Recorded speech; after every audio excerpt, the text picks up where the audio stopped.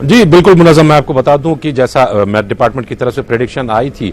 कल रात 11 बजे से ही, अगर हम यहाँ श्रीनगर की बात करें तो यहाँ पे बारिशों का सिलसिला जो है वो कल रात से ही लगातार जारी है। हालांकि इस वक्त थोड़ा बारिशों में कमी आई है, लेकिन सुबह तक लगातार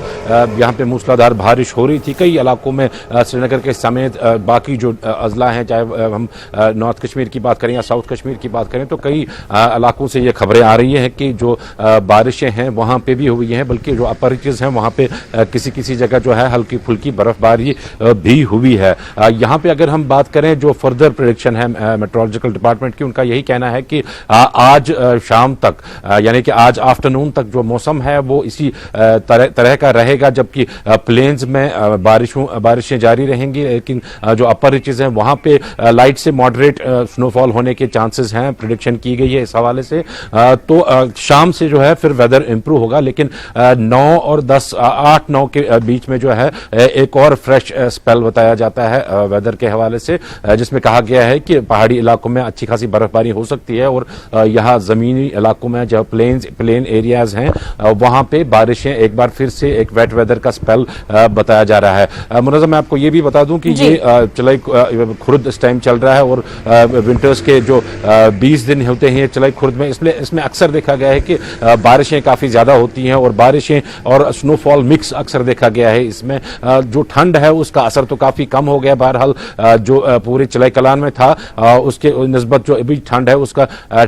असर अभी कम दिखाई दे रहा है, क्योंकि रात का टेम्परेचर जो है वो इंक्रीज हो गया है और माइनस से निकल के अब 0 के अबो ये टेम्परेचर आ गया है। कल की बात करें तो 1.8 डिग्रीज रात का टेम्परेचर रहा था, जो कि कदरे बेहतर रहता है चलाई खुर्द की अगर हम बात करें तो बहुत अच्छा और गर्म टेम्परेचर उसको माना जाता है। माइनस जो यहाँ पे हुआ करता था चलाई कलान के 40 डेज में, उसमें काफी कमी आई है। अब वो जो हिली एरियाज हैं, गुलमर्ग, पहलगाम, इन एरियाज में तो अभी माइनस कभी कभी हो जाता है रात को, लेकिन श्रीनगर की अगर हम बात करें या प्लेन्स की बाकी हम बात करें तो वहां पे माइनस डिग्री टेम्परेचर जो है वो खत्म हो गया है ऑलमोस्ट, और 0 डिग्री के अबो अब आता है 1 डिग्री 1.8 ऐसे ही पिछले काफी रोज से आ रहा है। तो चलाई खुर्द के बाद फिर चलाई बच्चा आता है 10 दिन, मतलब अभी ये 30 दिन अभी हैं ठंड के अभी रहेंगे यहाँ पे, और उसके बाद जो है मार्च एंडिंग से जो है वेदर इंप्रूव होना यहाँ पे शुरू हो जाएगा और गर्मी में जो है थोड़ी बहुत शिद्दत आएगी। अभी अगर हम बात करें रात के टेम्परेचर्स तो बढ़ गए हैं, लेकिन जो ये बारिशें हुई हैं कल रात से, इससे दिन का टेम्परेचर जो है वो कम हो गया। अभी जो हमारी मेट डिपार्टमेंट से बात हुई तो अभी तकरीबन 2 डिग्री के आसपास यहाँ पे टेम्परेचर है इस टाइम, तो ठंड काफी ज्यादा है इस टाइम, लेकिन जो वो बोन चिलिंग कोल्ड होती है चलाई कलान में उससे लोगों को काफी निजात मिली है। और अभी ये जो सर्दी है, ये सर्दी से चलाई कलान की सर्दी से अभी सर्दी में काफी ज्यादा फर्क है। जी मुनज़्ज़ा। बिल्कुल परवेज, तो ऐसे मौसम में अगर क्योंकि क्लाउडी काफी रहता है तो क्या इस वजह से फ्लाइट सर्विसेज पर कोई असर पड़ता है, रेलवे खिदमत पर या फिर ट्रांसपोर्ट के हवाले से नेशनल हाईवेज की जब हम बात करते हैं क्या उस पर कोई असर पड़ता है?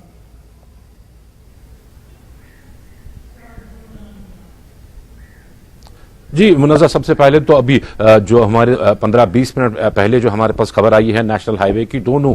रूट से जो है ट्रैफिक जारी है। हालांकि नेशनल हाईवे के बारे में ज्यादा प्रेडिक्ट नहीं किया जा सकता है, कभी भी पसी गिर के आके जो नेशनल हाईवे का ट्रैफिक है वो रोक सकती है, लेकिन 20 मिनट पहले तक जो हमारा लाइव अपडेट वहां से मिल रहा था वो यही था कि ट्रैफिक जारी था। हालांकि बारिशें वहां पे भी हो रही हैं, लेकिन ट्रैफिक अभी भी जारी था। जहां तक एयर ट्रैफिकिंग की बात करें तो ज्यादातर जो है ये जो रेंज का उतना असर नहीं रहता है। जब फॉग हो या फिर बर्फबारी हैवी हो, जब रनवे पे चलना जहाजों का मुश्किल हो जाए तो उस वक्त जो फ्लाइट्स हैं वो डिले हो जाती हैं या कैंसिल हो जाती हैं। लेकिन आज की इस वेदर की अगर हम बात करें रेलवेज पे हो या फिर जो एयर ट्रैफिकिंग पे हो, उस पे ज्यादा इसका इम्पैक्ट नहीं पड़ता है, क्योंकि विजिबिलिटी अच्छी खासी है। हालांकि क्लाउडी काफी ज्यादा है, लेकिन जो फॉग जो रनवेज पे रहती है जिसकी वजह से लैंडिंग और टेक ऑफ में दिक्कतें होती हैं प्लेन्स को, वो इस टाइम देखने को नहीं मिलती है। एक थोड़ा बहुत ओपन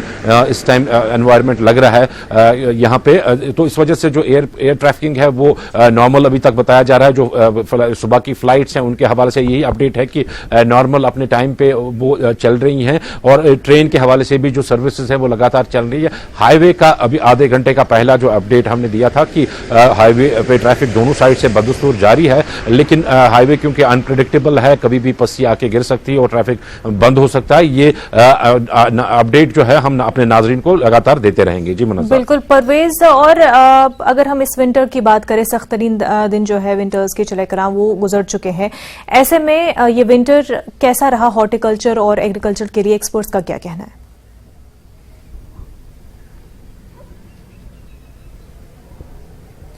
बिल्कुल मुनज़्ज़ा, अगर हम बात करें श्रीनगर शहर की तो श्रीनगर शहर में बर्फबारी उतनी खास हुई नहीं, लेकिन अगर हम पहाड़ी एरियाज की बात करें तो जम के बर्फबारी हुई है। 6 फुट के करीब कई एरियाज जो हैं वहां पे बर्फबारी हुई है। तो यही जो पहाड़ों पे जो बर्फबारी होती है ये यहाँ के हॉर्टिकल्चर के सेक्टर के लिए या एग्रीकल्चर सेक्टर के लिए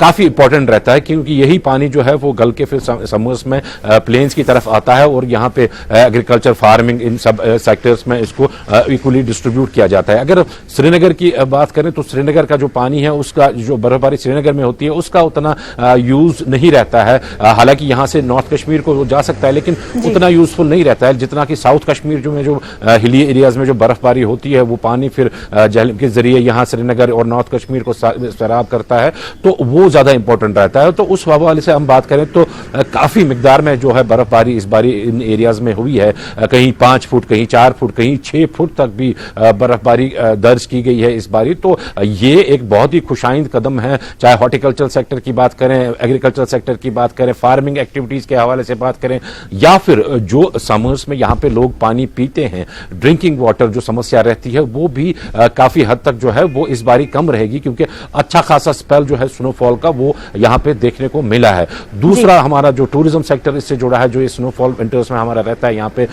जो गुलमर्ग के एरियाज हैं काफी ज्यादा स्नोफॉल हमने पिछले काफी दिनों में वहां पे देखा। हालांकि कुछ एवलांच की वजह से जो है कुछ हादसात ऐसे भी हुए वहां पे जो कि बड़े ही दिल खरोश थे, लेकिन उसके बावजूद भी जो है टूरिस्ट जो हैं वहां पे चाहे बैरून मुल्क से हों या फिर अपने कंट्री से टूरिस्ट हों,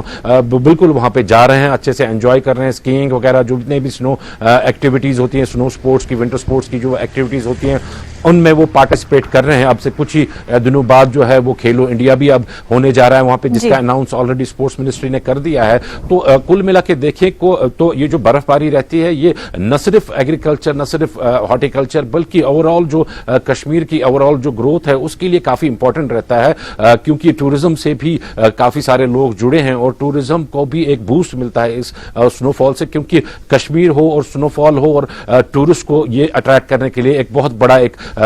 काफी होता है कि टूरिस्ट इससे अट्रैक्ट हो यहाँ कश्मीर की तरफ, क्योंकि दोनों चीजें एक दूसरे को मिलके एक दूसरे को ये खूबसूरत और ज्यादा खूबसूरत बनाती हैं। जी मुनव्वर। बिल्कुल परवेज, एक दूसरे को कॉम्प्लीमेंट करते हैं। ऐसे में हम टूरिज्म की बात कर रहे हैं तो खुर्द में क्या देखा जाता है कि टूरिस्ट ज्यादा रुख करते हैं कश्मीर का कंपेयर टू अगर हम चिले कलां की बात करें, क्योंकि चिले कलां में बहुत ज्यादा सर्दी रहती है, अक्सर लोगों के लिए वो टॉलरेट करना भी मुश्किल हो जाता है। तो क्या अगर हम देखें कि खुर्द और चिले कलां में, खुर्द में खास तौर से टूरिस्ट का रश कैसा रहता है?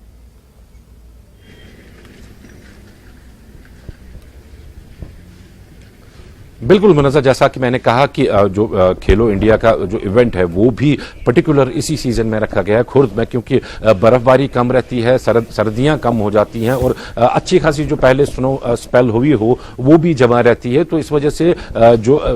टूरिस्ट हैं, चाहे फॉरेन टूरिस्ट कहें या फिर देसी टूरिस्ट कहें, दोनों काफ़ी तादाद में जो है वैली का यहाँ पे रुख करते हैं। हमने देखा कि पहले से ही जो होटल्स वगैरह है वो पैक थे यहाँ पे विंटर टूरिज्म के लिए, चाहे गुलमर्ग की बात करें, पहलगाम की बात करें, या फिर इस बारी जो है दोदपथरी भी एक बड़ी तादाद जो है सयाहों की वो गई यहाँ पे, क्योंकि पहले तो वो बंद रहता था विंटर्स में, लेकिन इस बारी वहां पे भी एक्टिविटीज हो रही हैं और वहां पे भी टूरिज्म को प्रमोट किया जा रहा है। सोनमर्ग की बात चली थी कि सोनमर्ग को भी एक विंटर डेस्टिनेशन बनाया जाएगा, हालांकि वहां पे जो ट्रैफिक है उसमें अक्सर बेशतर वो खलल देखी जाती है और उसको कंटिन्यूसली खुला नहीं रख पाते हैं जो एडमिनिस्ट्रेशन है। लेकिन बहरहाल कोशिश उनकी यही रहती है कि जो विंटर डेस्टिनेशन हैं, क्योंकि सोनमर्ग में भी काफी पोटेंशियल है विंटर स्पोर्ट्स का, वहां पे भी काफी ज्यादा बर्फबारी होती है, तो कोशिश यही रहती है कि जो ऐसे स्पॉट्स हों जहां पे विंटर एक्टिविटीज हों स्पोर्ट्स के हवाले से, तो इनको लगातार जो है विंटर्स में भी चालू रखें। हमने देखा अच्छा खासा रश जो है वो पहलगाम की तरफ आया, हमने देखा अच्छा खासा रश, गुलमर्ग तो है ही winter destination, favourite winter destination है लोगों की, तो वहां पे काफी भीड़ रहती है। न सिर्फ गुलमर्ग की बात करें, हम सोनमर्ग की बात करें, चाहे पहलगाम की बात करें, तो काफी भीड़ रहती मिलती है। और अब क्योंकि विंटर स्पोर्ट्स भी शुरू हो रहे हैं तो ऐसे में और भी लोग रुख कर रहे हैं, और जैसा कि आपने बताया कि होटल्स भी पूरी तरह से बुक हो चुके हैं। तो विंटर की भी अपनी जो एक खूबसूरती दिखाई देती है कश्मीर में, वो लोग बहुत पसंद करते हैं और उसको देखने के लिए वादी का हर साल रुख करते हैं। परवेज, बेहद शुक्रिया तमाम तर जानकारी के लिए।